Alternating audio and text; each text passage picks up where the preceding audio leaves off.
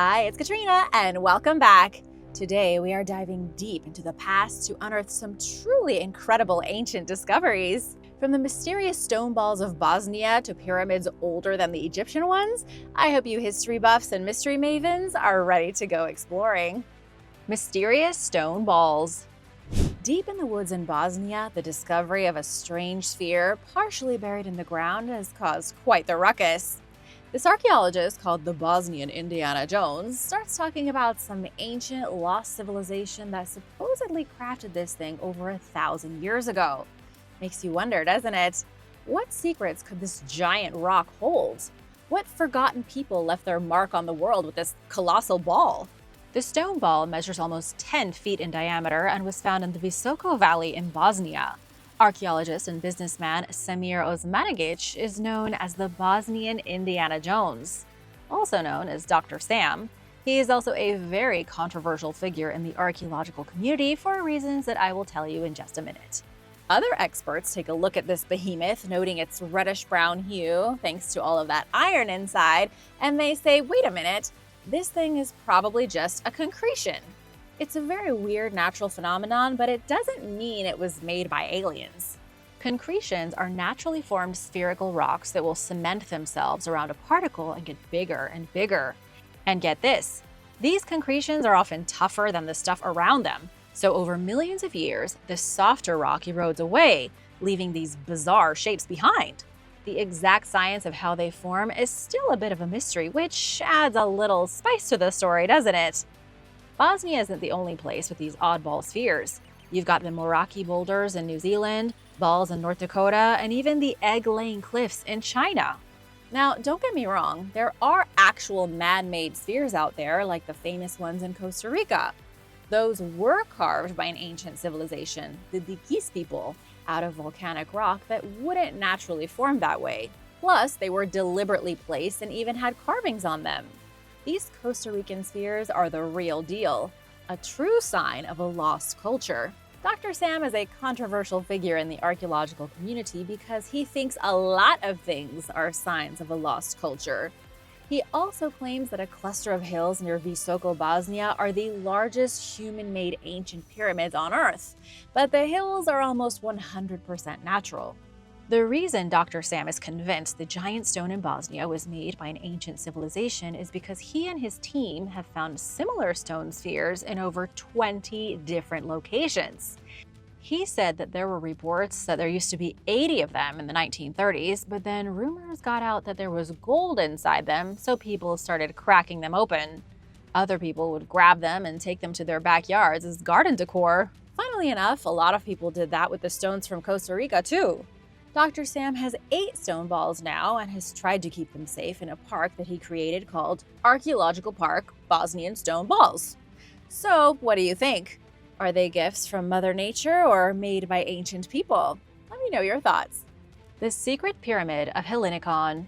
When you think of pyramids, your brain probably zips straight to Egypt. Sand dunes, the Sphinx, and giant stone triangles that make modern architects weep with inadequacy.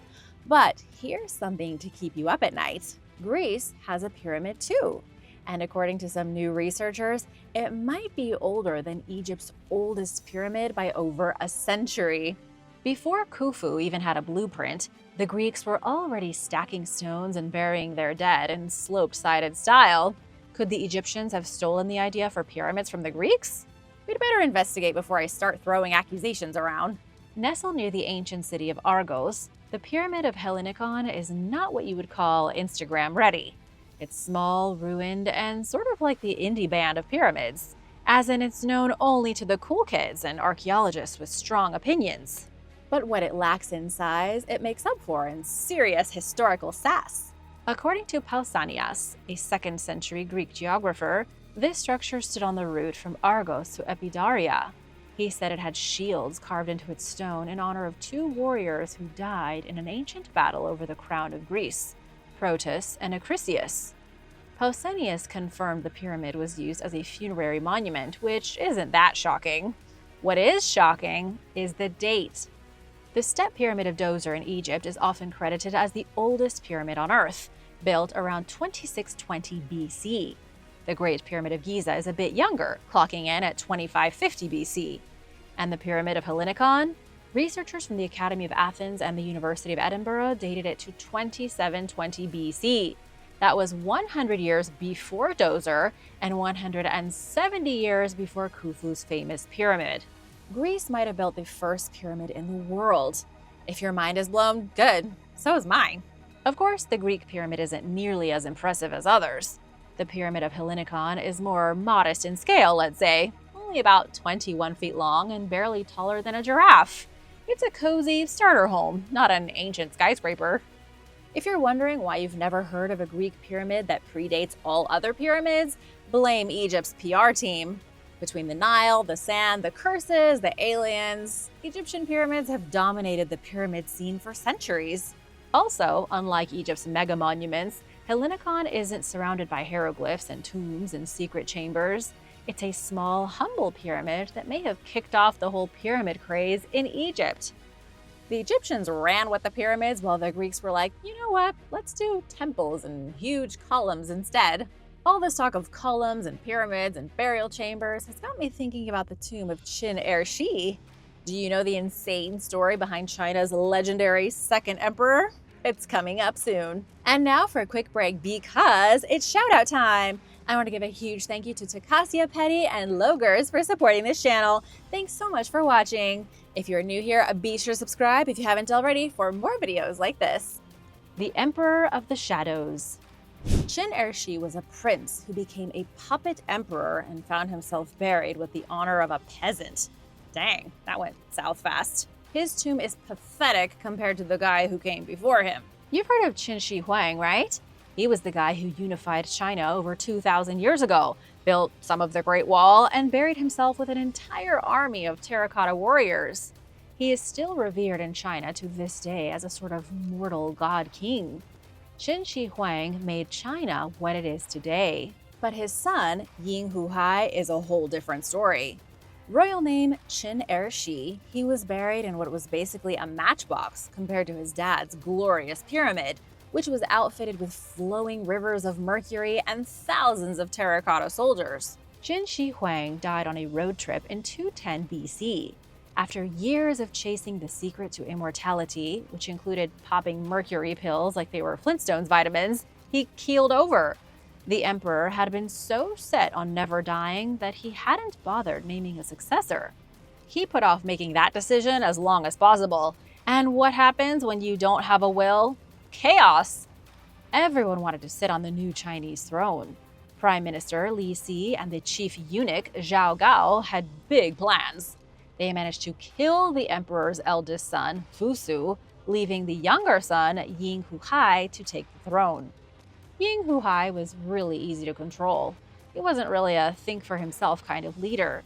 He took the name Qin Ershi, which translates to second of Qin.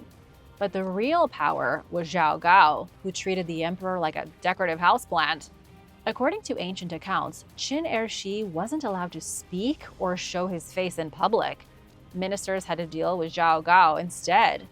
He started rounding up and executing anyone who looked at him funny. Ministers, generals, extended family, a few unlucky neighbors. Zhao Gao may have been the most ambitious eunuch in history. Under Qin Ershi's reign, China was a stress ball on fire. Rebellions were everywhere. People were fed up. The emperor's troops kept losing battles. When the emperor finally caught on to his manipulation and tried to arrest Zhao Gao, things took a sour turn. Everyone thinks the Roman emperors were bad, but these people give Caligula and Tiberius a run for their money. Qin Ershi died at 22 years old under extremely suspicious circumstances. He'd been emperor for only 3 years. While his dad got a 250-foot-tall pyramid tomb, Qin Ershi got stuck in a 15-foot-tall dirt mound. To add insult to injury, Gao denied him royal burial rights, publicly trashed his reputation, and then promoted his cousin, Shi Ying, to be king. Though 46 days later, Zhao Gao had Shi Ying killed too. He was truly a treacherous snake. Today, Qin Ershi's humble tomb can be found in Xi'an, Shanxi province, where it was added to the protected relics list in 1956. That was about 20 years before the tomb of his dad was discovered. While Qin Shi Huang's tomb is considered one of the greatest archaeological discoveries in human history, the tomb of his son is kind of meh. Then again, it's still more impressive than our boring old public cemetery graves will be. I don't have any plans for a big tomb. Europe's oldest Smackdown. About 3,000 years ago, something wild went down in northern Germany's Tolense Valley. The region is a peaceful riverside meadow today, but back in 1250 BC, it was the setting for Europe's first known full-scale battlefield, and it was a bloodbath. How big of a bloodbath? Imagine 4,000 Bronze Age warriors wearing bearskins and antler helmets clashing in brutal melee combat. And now, with the discovery of 54 angry metal sticks, archaeologists are piecing together exactly what happened. 54 arrowheads were examined in detail by archaeologist Leif Inselman and his team. Most of the arrowheads looked local, as if they were made in the nearby area of Mecklenburg, but other arrows looked to have come from Bavaria or Moravia, hundreds of miles away. This seems to suggest that foreigners came to fight. People from a neighboring clan or culture arrived in the Tolense Valley with one purpose: war. Leif Inselman thinks the fighting may have been the result of a charismatic warlord. He suggested that a warlord brought a tribal throng of soldiers into the Tolense Valley to expand his turf. But that's only a guess. No one knows what started the feud or how it escalated into the first known full-scale battle in Europe. Surely there were other fights, but this is the oldest one on record in which you have two massive forces coming together specifically to duke it out. When archaeologists first discovered human bones and arrowheads here in the 1980s, no one guessed it was Europe's oldest battlefield. It wasn't until they realized the bones belong entirely to men in their 20s and 30s that researchers clued in. When all you have are the bones of men in fighting age, you're probably looking at a battlefield. Today's estimate is that 750 to 1,000 people died, including 2 women who were probably camp followers. I know that doesn't sound like much, but keep in mind the population was like 99% less than what it is today. For the Bronze Age, this was basically the apocalypse. Did you know that scholars used to think the Bronze Age was a time of peace, trade, and very civilized pottery making? Seriously, scientists thought the time period was some sort of fairy tale land of wholesome goodness. But that's clearly not the case. Around 1250 BC, civilizations in the Mediterranean and beyond were collapsing thanks to a deadly cocktail of climate change, plagues, and invasions. As more discoveries like this German battlefield are made, scientists are forced to admit that the Bronze Age was a violent, bloody place. Could you have survived it? I couldn't. Mexico's secret lost city.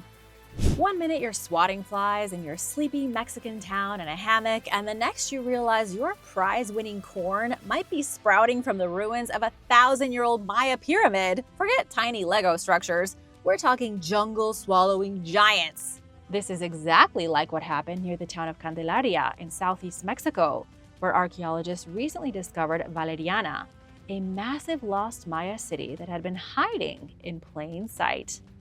People were farming among ancient ruins for years, totally unaware they were stepping over 1,000-year-old history every day. And you thought finding loose change in your couch was exciting. Let's talk about the high-tech hero of this story, LiDAR. Think of it as X-ray vision for archaeologists. It's like Google Maps on steroids, except instead of showing you where the nearest taco stand is, it scans forests from the sky and reveals ancient cities hiding under the trees.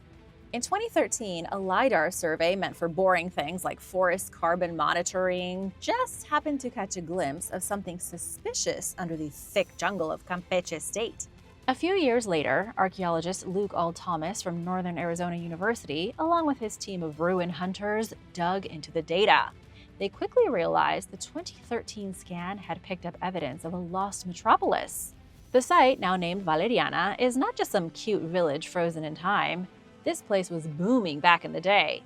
The researchers found 2 separate monumental hubs more than a mile apart, connected by densely packed settlements and a bunch of landscape modifications.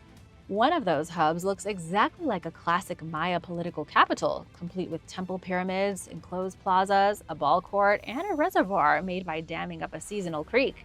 The Maya had engineered their own water supply here, and meanwhile, I'm trying to fix my leaky shower with a YouTube video. Ald Thomas and his team focused on a 50-square-mile blank spot that had been ignored by archaeologists in the past, and what they found completely changed the game. It wasn't just Valeriana. The LiDAR scans also revealed over 6,600 ancient structures, most of which were chilling right next to modern settlements. The past wasn't buried. It was practically waving from the backyard. If you happen to live in Mexico, maybe now's a good time to check your own backyard for lost Maya treasure. Let me know what you find. Scotland's Dino drama. Have you ever misplaced your keys for a few hours and felt like a total failure? Not to worry. At least you didn't misplace a dinosaur for over 50 years. That's exactly what happened with the fossil of a pony-sized plant muncher that was just officially introduced to the world after first being spotted in 1973. While the rock and rollers were jamming out, experts were spotting fossil fragments embedded in a sea cliff near Elgol, a remote spot on the Isle of Skye in Scotland. Scientists saw that there were fossils in the cliff, but they were too high up to reach. They sort of shrugged and went, "We'll come back for them later." But it wasn't until 2018 that someone finally went full Mission Impossible and scaled the cliffs to get at the fossils. That someone was Dr. Elsa Panciroli, paleontologist and part-time fossil rescue badass. She removed the fossil and brought it back to civilization. It turned out to be the most complete dinosaur skeleton ever found in Scotland. No big deal, right? The fossil includes spine, ribs, and hip bones of a dinosaur that lived 166 million years ago during the Middle Jurassic. It was a period so mysterious, it might as well be the Area 51 of dinosaur timelines. The creature is believed to be an ornithopod, part of the same leafy, lunch-loving crew as iguanodons. It was about 8 years old when it died, so still in Dino elementary school. Dr. Panciroli said the fossil had long been considered too much of a logistical nightmare to recover, but she pushed her team to try anyway. Why? Because science, baby, science. She said it was a really challenging extraction, but I thought it was really important to study it. Translation? Sometimes in science, you gotta do what you gotta do. Scotland might not be the first place you think of when it comes to dinosaurs. Bagpipes, yes. Brontosauruses, not so much. Even so, it's been low-key crushing the fossil game lately. Dr. Stig Walsh from National Museum Scotland called this new fossil a wonderful addition to the growing collection from Skye. And trust me, the collection is growing. Scientists recently found a Crustaodon, which was a tiny shrew-like mammal. And they recently found the largest Jurassic pterosaur ever. Scientific name, Dark Skiathanach, something like that. Imagine a winged lizard the size of a small airplane and you sort of get the gist. This terrifying bird reptile lived 170 million years ago. The fossils found on Scotland's Isle of Skye have revealed a diverse, thriving Jurassic ecosystem, and researchers believe there is still more hiding in the rocks, waiting for someone with a hard hat and nerves of steel to dig them out. So, if you're planning a trip to Scotland, maybe bring a pickaxe in your luggage. You never know when you might get the chance to dig up a dinosaur. The Face of Mycenae. If you thought ancient women were weak and practically invisible, that wasn't always the case. For centuries, ancient Greek women have lived in the footnotes of history, overshadowed by kings, warriors, and large wooden horses. But now, thanks to a fusion of digital wizardry and archaeological hustle, the face of a real Mycenaean woman from over 3,500 years ago has emerged from the dust. And she's not messing around. She doesn't look like a background character. She doesn't look like she's waiting politely in the shadows of Homer's epics. She looks like someone who could have led armies, managed kingdoms, or at the very least snapped a sword in half over a bad Tinder date. This whole magical resurrection came together thanks to Dr. Emily Hauser, a historian and classicist at the University of Exeter. Teaming up with Spanish digital artist Juanjo Ortega, she helped transform a centuries-old skull replica into a stunningly lifelike face. The skull had been replicated in the 1980s at the University of Manchester. Using facial reconstruction techniques, DNA evidence, and tomb data, Ortega and Hauser gave this ancient woman a face the poets forgot to mention. It's incredibly exciting, Hauser said, and unexpectedly modern. In other words, you could pass her in the street and she'd look like she's heading to a philosophy lecture with a reusable coffee cup. We think of ancient people as being brutal and maybe a little dirty with the dust of the world, but they looked just like we do. Are you ready? Okay, here she is, 3,500 years old and still breaking hearts. This woman wasn't just a pretty face. She was probably a fierce warrior, too. For years, archaeologists mistakenly assumed the 3 swords found in her tomb belonged to the man buried next to her. But come on, guys, it's 2025. Now the experts suspect the weapons were hers. The man may have been her consort, buried with the woman to keep her company in the afterlife, and not the other way around. The woman's tomb was found in the royal cemetery of Mycenae, a city that drips with legend. This is Agamemnon's turf. The guy who led the Greeks to Troy, ticked off half the gods, and still somehow made it home only to get murdered in the bathtub. Yeah, Greek mythology is messy. While Agamemnon hogged the ancient spotlight, women like this were holding it down in Mycenae, ruling, fighting, and being buried with swords. The tales revolve around men, but the archaeological evidence shows that women played a major role in early Greek societies and city-states like Mycenae. Dr. Hauser's work is part of her larger project and upcoming book called Mythica, a new history of Homer's world through the women written out of it. Her studies and her book are both about bringing the ancient women of Greece and the whole Mediterranean out of the shadows and into the modern spotlight.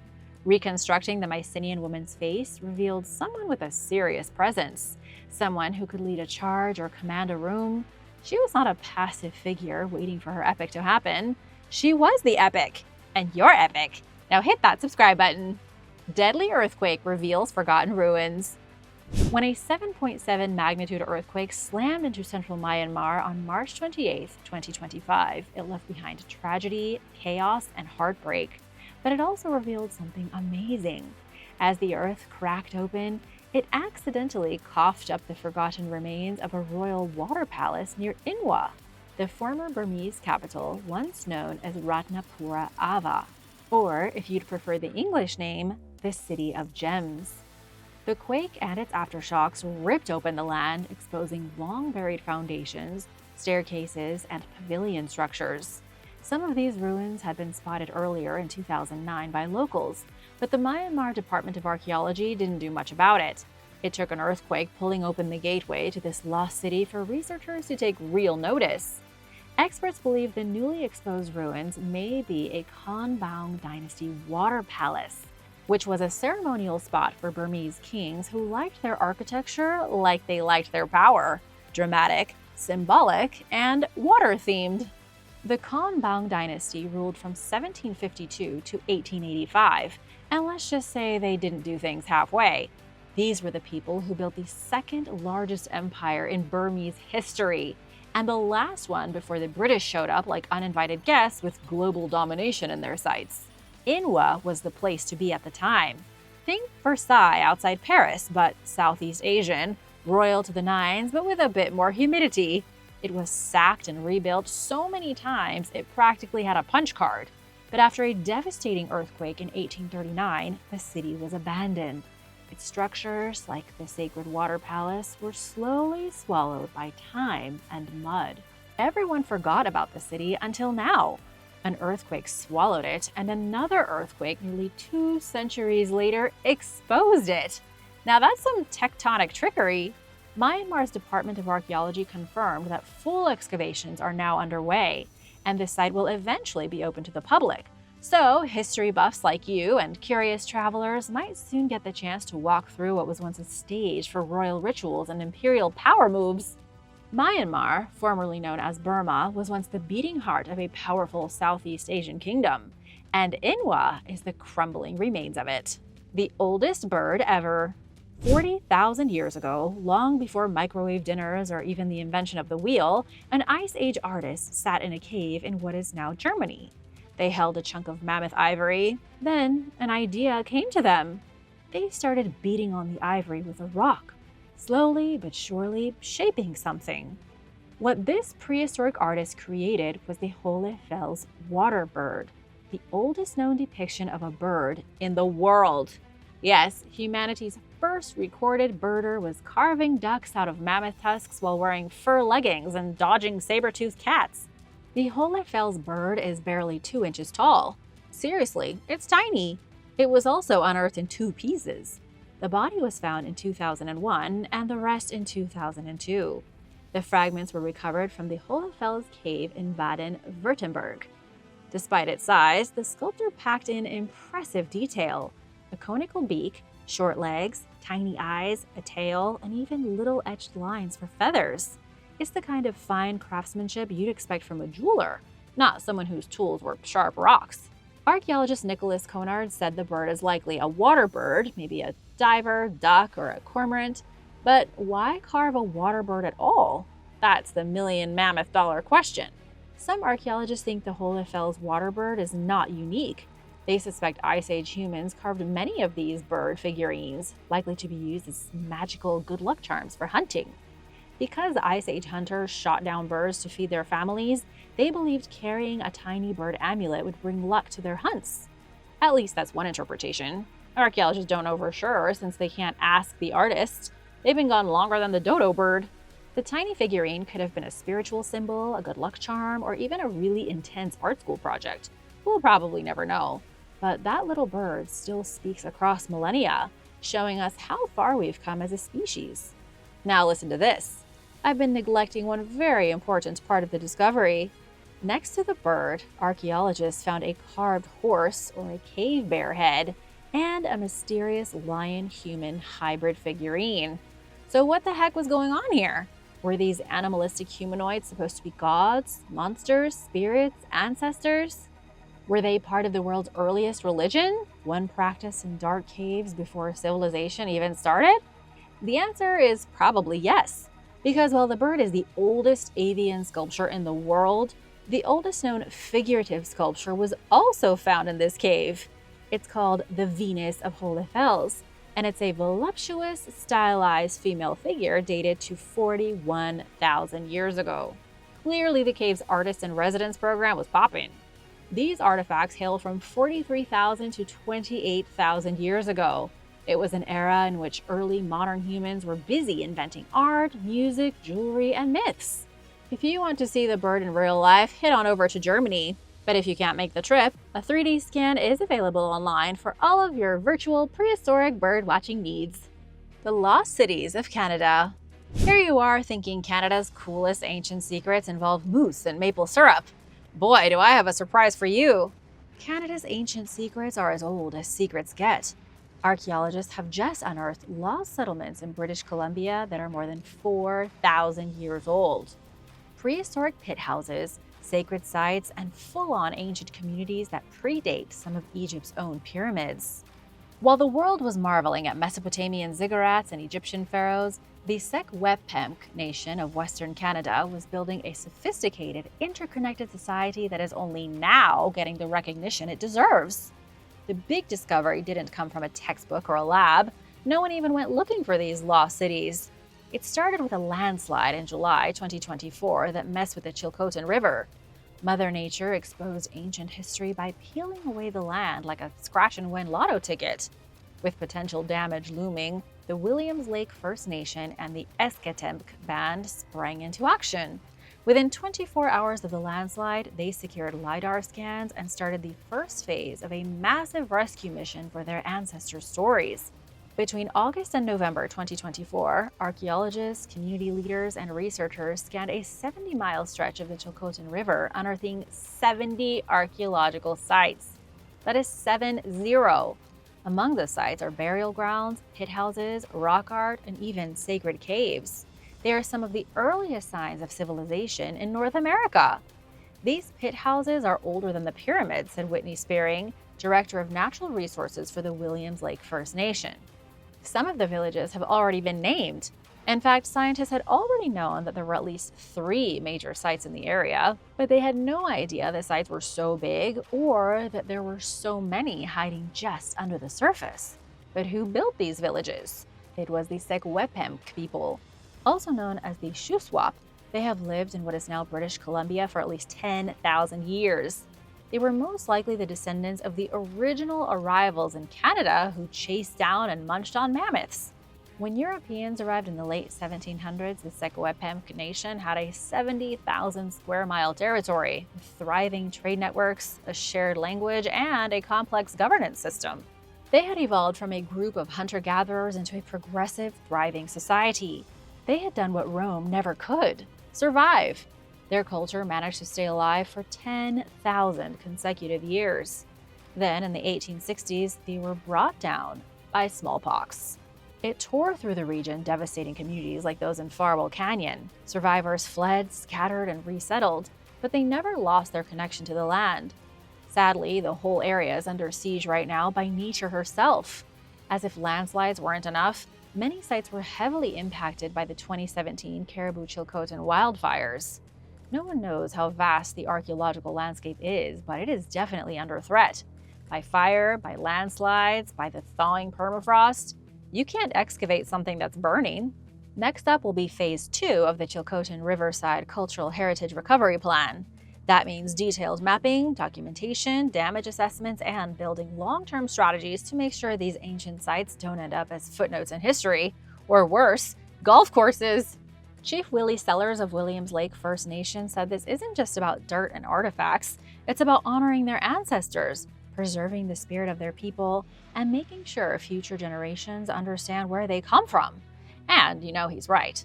Thanks for watching! Which of these discoveries did you like the most? Let me know in the comments.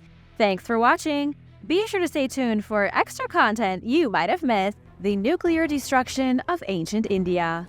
In the early 1920s, archaeologists in Pakistan discovered the ruined city of Mohenjo-Daro and Harappa. These were two of the biggest cities of the Indus Valley civilization 4,000 years ago.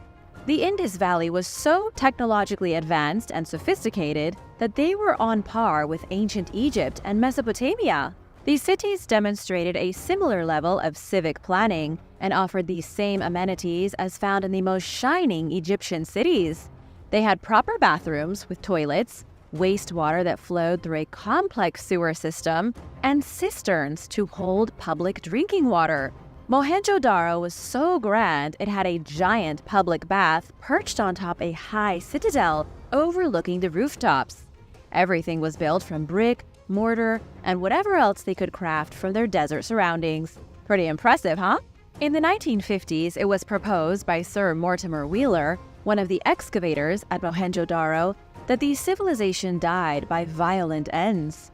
The belief was that the Indus civilization was surprised by an army of Indo-Aryans and obliterated sometime in the 2nd millennium BC.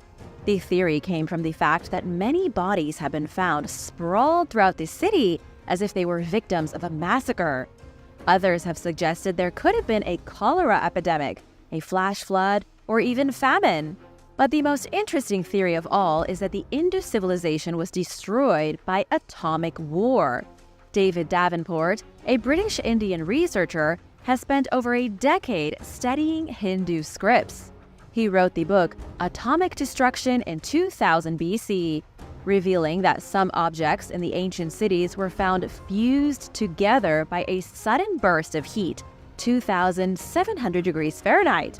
David said archaeologists identified a blast zone, a radius of about 180 feet where bricks were melted from an intense surge of heat. Since we know this didn't happen because of a volcano, David suggests it may have been nuclear war. How this is possible, nobody knows. Many have drawn parallels between David's work and the ancient Hindu epic Mahabharata. In the ancient Indian text, written between 2300 and 1700 years ago, there is a description of a nuclear weapon going off. It's described as an iron thunderbolt and a messenger of death, reducing an entire race to ashes. This may have been the weapon used against the people of the Indus Valley. Where it came from and who wielded it, that's something we can't even guess. And now for number 9, but first, it's shout-out time! I want to give a big thank you to Jade Rapay Finnerty and Matthew Young for supporting this channel. Thanks, guys! Be sure to subscribe if you haven't already for more videos about mysterious discoveries. The Cyrus Cylinder. Arguably, the greatest Persian artifact ever discovered was the Cyrus cylinder in 1879. It was excavated in the ancient city of Babylon, found to be inscribed with Babylonian cuneiform text. The cylinder was created at the order of Persian king Cyrus the Great after he captured Babylon in 539 BC. Cyrus was the predecessor of Darius the Great and the first ruler of the Achaemenid Empire. At around the same time that Cyrus the Great captured Babylon, the Jews returned to Jerusalem and built the Second Temple. According to the Bible, it was Cyrus who freed the Jews from slavery and allowed them to return home. Some Jewish households still display images of Cyrus the Great after over 2,500 years. Nebuchadnezzar II of Babylon enslaved the Jews, and Cyrus freed them. The biblical prophet Isaiah even celebrated Cyrus as a Messiah and said he was chosen by God to bring salvation to the Jewish people. However, the Cyrus cylinder clearly states that Cyrus was guided not by the Judeo-Christian God, but by Marduk, the god of Babylonia. What the Cyrus cylinder really is, at its core, is an excellent example of an intelligent ruler who understood how to govern one of the first massive multicultural empires. Because of the multiple faiths, languages, and cultures in Cyrus's growing empire, he needed to be sympathetic to the people he conquered. Cyrus started with his invasion of Babylon in 539, but quickly grew the biggest empire the world had seen up until that point. When he was finished, his domain covered the Libyan desert, stretched across Egypt into Turkey, and included Afghanistan. The Cyrus cylinder was basically a press release, a public announcement letting the people know they were now part of a new empire. Cyrus the Great was such an amazing general that Western leaders became obsessed with him during the 18th century Enlightenment. Thomas Jefferson famously owned 2 copies of Cyrus the Great's biography. Scholars have called the cylinder the first bill of human rights. Have you read Cyrus the Great's biography? I'll have to put it on my list. Let me know in the comments. The stone heads of Mount Nemrut. The stone heads of Mount Nemrut in Turkey are spectacular, mysterious, and haunting to say the least. At an altitude of over 6,000 feet, looking down on the landscape of the ancient world, the tomb sanctuary of King Antiochus I lies in ruins. These stone heads once had bodies, but most of their statues were reduced to rubble a long time ago. These ancient depictions of gods from Greece and Persia are shattered, yet their heads somehow remain. It seems like a miracle that when all else was destroyed, the giant stone heads continued to stay upright, looking out across the land as if waiting for their worshippers to return. King Antiochus I was the king of the kingdom of Commagene in the 1st century BC. His was a small kingdom, something of a buffer state between Rome and the unstoppable might of Persia. But the kingdom didn't last forever. They remained independent until 17 AD, when they were conquered by Roman Emperor Tiberius. Despite being insanely wealthy and having great power, the Commagene kingdom fell into decline as the Romans held them under their thumb. But before all that, in 62 BC, Antiochus built his personal mausoleum as a great sanctuary to himself, at the highest point of northern Mesopotamia. He had great statues of all the most important gods worshipped by the people here. Because of their location sandwiched between 2 cultures, they had a mixed bag of beliefs from Persian mythology and Greek mythology. These statues at the sanctuary were huge, rising 30 feet tall and weighing upwards of 6 tons each. They were discovered in 1881 by a curious German explorer who climbed the mountain. But they didn't get famous until the 1950s and were declared a UNESCO site in 1987. The broken sculptures at the sanctuary include one of King Antiochus I himself. There are 2 eagles, Zeus, the Zoroastrian god Ahura Mazda, Hercules, Apollo, Mithras, Tyche, and many others. It's one of the most phenomenal examples of East meets West, with obviously Greek gods dressed in Persian attire. Structures on the moon. What if the moon were an ancient structure created by an alien intelligence? That was the question asked by a pair of Russian scientists in 1970. Mikhail Fasin and Alexander Sherbakov published an article discussing the possibility of the moon being made by alien creatures, or at least alien intelligence. The scientists offered a very strange and controversial argument for their theory. They suggested massive machines were used to melt rock inside the moon, forming subterranean tunnels and pushing the molten waste to the surface. The moon was then preserved by an inner shell made out of moon metal. The alien intelligence turned the moon into a metallic ship, with its insides hollowed out and its outer rock surface looking exactly like that of a space rock. Then they got into their craft, drove it through the universe, and parked it in orbit around Earth. This sounds completely nuts, but it was proposed by two top scientists from the Soviet Academy of Sciences. They were at least somewhat intrigued by the possibility of the moon being an artificial creation of an intelligence not from Earth. But if it's true, where are the creatures who brought the moon here? Many believe they are still up there. NASA has released plenty of photographs of the moon, and many of them have offered glimpses of what appear to be hidden structures obscured by the bland, rocky terrain. One such building was discovered inside the Cabeus crater, allegedly, a rectangular structure that looks exactly like what you would think a moon base would look like. NASA has never confirmed any of these theories, nor has any official ancient structure ever been found on the moon. As far as scientists are concerned, the moon isn't hollow, and it is not an alien creation. But it's fun to think about. Ancient hand axes. 300,000 years ago, somebody in prehistoric Europe was using a giant hand axe to cut their prey into pieces and to process the flesh. A whole collection of these ancient hand axes were found at Puerto Mayor in Spain. Laboratory analysis has already proven the oversized tools were used to process hard materials like wood and to work with dead bodies. The tools are particularly unusual because they are about twice as big as most hand axes used by early Homo sapiens.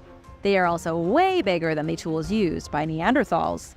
Dr. Chris Lepre from Rutgers University says the people who used the prehistoric hand axes were called archaic Homo sapiens. They may have been extremely close to Neanderthals, not quite modern humans, but right on the border between the two.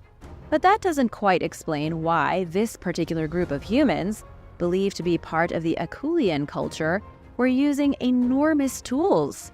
It doesn't make sense when other early humans present in Spain at the same time were using ordinary-sized tools. Could these prehistoric human ancestors have been exceptionally large? Since we don't have any bodies to look at, and since nothing remains except their giant hand axes, some have wondered if there weren't real giants living in Spain in the early years of human evolution. Dr. Lepre has already dismissed the idea of giants, saying such a notion is preposterous.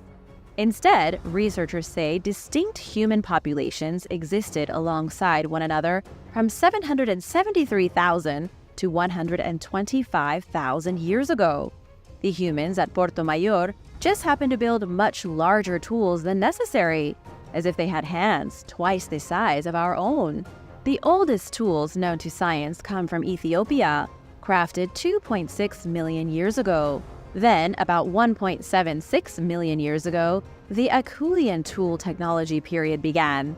Until 136,000 years ago, people mostly used stone hand axes that they fashioned from flint and quartzite.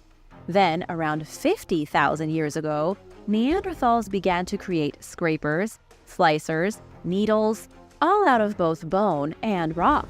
Then came fish hooks, buttons, and things kind of spiraled from there. Hand axes weren't at all uncommon 300,000 years ago, but they were typically about 6 inches long. The giant hand axes of Puerto Mayor are nearly double, and they appear to be the only giant ones ever found. Petroglyph Beach. Petroglyph Beach State Historic Site is a very mysterious place in Wrangell, Alaska. Wrangell is an island town with a long and ancient history. The beach here is littered with over 40 rock carvings. It's the highest concentration of petroglyphs anywhere in Alaska, and likely one of the highest concentrations anywhere in the world. Scientists agree the petroglyphs were made 8,000 years ago by the Alaskan native group known as the Tlingit. They still inhabit the southeastern archipelago of Alaska today, yet the truth of their petroglyphs remains a mystery. There is a placard at the entrance to the beach that gives you a couple of suggestions. The placard claims the petroglyphs may have been used for a large number of reasons. They could have been territorial markers, a warning against their enemies not to encroach on settled land. They may have also been used to commemorate a significant event, maybe a tidal wave or a great battle that happened on the beach. The petroglyphs may have also been drawn as spells, something to magically coax fish to swim into the mouth of the river to supply the Tlingit with food every year. Whatever these symbols are, Nicholas Schmuck from the Alaska Department of Natural Resources says they are unique to southeastern Alaska. The hard truth is that we don't know what the petroglyphs were used for. Even these days, it's difficult to spot them because they vanish with the coming and going of the tide. Researchers say there were likely way more petroglyphs when they were first made, but they've been erased by thousands of years of erosion. It's a miracle there are any left at all. Gallenstein Standing Stone. The Gallenstein Standing Stone in Germany is a major mystery. It can be found in Saarland, built 4,000 years ago as a mighty menhir. It's considered the biggest standing stone in Central Europe, one of the biggest in all of Europe, and we know very little about it. The monument was clearly made out of light sandstone, shaped at the end of the Neolithic period in 2000 BC. It remained perfectly stable and largely intact all the way until the Second World War. When war broke out, Nazi Germans feared the Gallenstein stone might be used as a point of reference for the French when they attacked with their artillery. For the first time since prehistory, the Gallenstein stone was removed in 1939. Soldiers made a giant pit, filled it with straw, and tried to hide the stone in the pit. But they made a huge mistake. The soldiers didn't cut the pit big enough. When they tried to gently place the menhir into the ground on its bed of straw, it hit the edge. The impact was so hard that the stone shattered into 4 main pieces, and too many fragments to count. But the standing stone was erected upright again in 1951.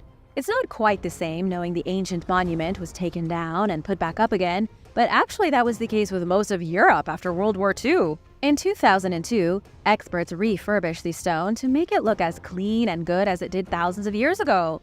But there is still a lot of mystery to be solved here.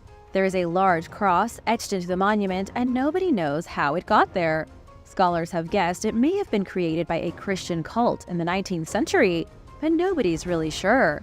There is also a human figure carved in the stone that looks like the Celtic weather god Tyrannus. Nobody knows when that was made either. And nobody knows where the name of the monument comes from. Historical records show as far back as the 1500s it was called the same thing, but nothing beyond that was ever written down, so we have no idea where the name originated. The statue of Ebi-Il. The statue of Ebi-Il does not look that spectacular. It's a small statue only 20 inches tall and made out of solid gypsum. But the history behind it is undeniably exciting. The small statue was found at the Temple of Ishtar in the forgotten city of Mari by French archaeologist André Parrot in the 1930s. First, the head was discovered in the outer court of the temple. A few feet away was the body, along with a different statue of King Lamgi Mari. What makes the statue so spectacular is just how intricately it was carved 4,400 years ago. Make no mistake, this thing is ancient. It comes from the city-state of Mari on the shores of the Euphrates River in Mesopotamia. The statue of Ebi-Il was crafted with meticulous expertise. Its eyes, its facial expressions, its hands, its beard, everything. The statue even has a dedication carved on its shoulder in Proto-cuneiform script. It gives the name Ebi-Il, superintendent dedicated to Ishtar Virile. He must have been a priest at the Temple of Ishtar. The statue shows him sitting peacefully on a wicker hassock, hands clasped as if in prayer, and even smiling a bit. His smooth skin is a translucent alabaster, his eyes made from lapis lazuli imported from Afghanistan. Mari appeared in Syria in the early Bronze Age. It was likely founded as a small trading hub that supplied copper and bronze to Babylonia and other more prominent cities. Because of their proximity to the Taurus Mountains, the people of Mari were rich in resources. For 1,200 years, they were the industrial powerhouse of northern Mesopotamia. But somewhere around 1760 BC, Hammurabi of Babylon destroyed their city. Nobody ever reoccupied it. The city of Mari decayed, and 2/3 of it washed away when the river flooded. There is only a tiny section left today, which makes anything discovered here a big win for archaeologists. The Royal Necropolis of Kings. Naqsh-e-Rostam is one of the most phenomenal archaeological sites in Iran, and yet many people have no idea it exists. It's here where you can find the monuments built to the ancient kings of the Achaemenid and Sassanid dynasties. Between 500 BC and 400 AD, all the greatest rulers of Persia were memorialized here. It's only a short drive from Persepolis, occupied since at least 1000 BC, when the Elamites drew the faces of kings into the desert rocks. The tombs of the kings were dug into the rocky walls several feet above the ground. Unlike the Valley of the Kings in Egypt, where the tombs were made by tunneling deep underneath the desert formations, here the tombs are above. They were carved into the rough rock wall so that anyone who wanted to pillage the tomb had to bring a grappling hook. Each tomb's facade was carved in the shape of a simple cross, with the highest point about 70 feet from the ground. The 4 major tombs here belong to the 4 most famous rulers of ancient Persia. We have, starting in 522 BC, Darius I the Great. He is followed by Xerxes I, Artaxerxes I, and finally Darius II from 423 BC. These tombs represent a century of mighty kings shaping Persia into an indomitable force. The cliffs around the tombs are also decorated in bas-reliefs of famous events from Persia. For example, the bas-relief of Shapur I celebrating his victory against 2 Roman emperors in the 2nd century AD. Even though the royal necropolis was only used to bury 4 kings, it continued to be used to pay homage to important modern events. The Gezer Calendar. The Gezer Calendar is a tablet made from soft limestone, inscribed in an ancient form of Hebrew. Scientists say it's one of the oldest known examples of Hebrew writing, dating back to 950 BC. It was found during excavations of the biblical city of Gezer, located about 30 miles from Jerusalem. It was recovered in the early 1910s and is currently on display at the Museum of the Ancient Orient in Istanbul. But just how accurate is this ancient calendar? Does it stack up against the highly advanced calendars of the ancient Maya? 3,000 years ago, calendars were pretty simple. It describes very plainly 2 months of harvest, 2 months of planting, 2 months of late planting, 1 month of using the hoe, 1 month of harvesting barley, 1 month of harvesting and partying, 2 months of harvesting grapes, and 1 month of enjoying summer fruit. Scholars don't know if this was a real calendar that people kept in their houses or a memory exercise completed by a school child. Some have suggested the Gezer calendar contains the lyrics of a popular folk song. It may have also been part of a tax sheet used in the taxation of farmers. To keep it simple, the Gezer calendar is a total mystery, and nobody knows what it was used for. Scholars can't even agree on if the language is early Hebrew or a type of Phoenician. Because it is so simple, it's probably not comparable to the Mayan calendar, but it was probably easy to keep track of what you were supposed to be doing that month. Thanks for watching! What was your favorite archaeological discovery, and what would you like to learn more about? Let me know in the comments below. Remember to subscribe if you haven't already, and come back soon. Bye!